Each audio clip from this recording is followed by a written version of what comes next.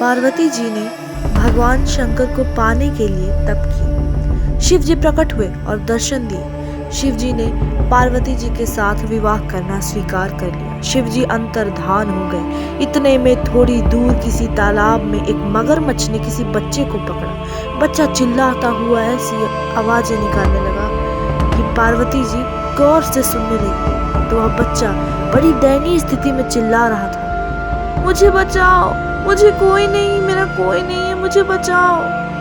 बच्चा चीख रहा है, आक्रांत कर रहा है। पार्वती जी का हृदय द्रवीभूत हो गया। पार्वती जी वहां गई, देखती है कि एक सुकुमार बालक है और उसका पैर ग्राह ने पकड़ा है। ग्राह उसे घसीटता हुआ ले जा रहा है। हे ग्राह, हे मगरमच्छ, इस बच्चे को छोड़ दे।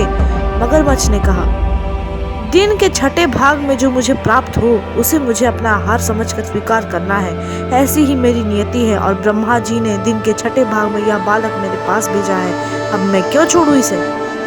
पार्वती जी कहती है, हे ग्राह, तू इसे छोड़ दे, इसके बदले में तुझे जो चाहिए वो ले ले।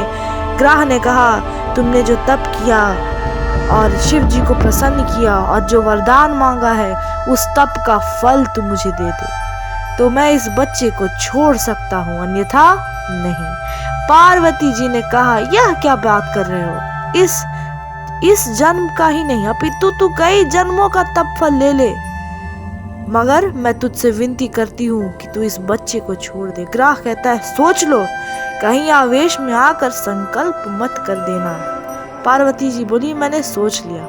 ग्राह ने पार्वती जी से तप दान का संकल्प करवाया।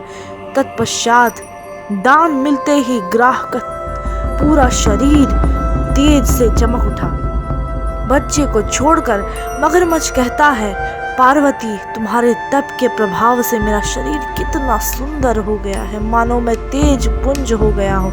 तुमने अपने सारे जीवन की कमाई एक छोटे से बालक बचाने में लगा दी। पार्वती जी ने कहा, ग्राह, तब तो मैं दोबारा कर सकती हूँ, लेकिन बालक, वो तो तू निगल जाता ना, तो फिर ऐसा निर्दोष बालक फिर कैसे आता?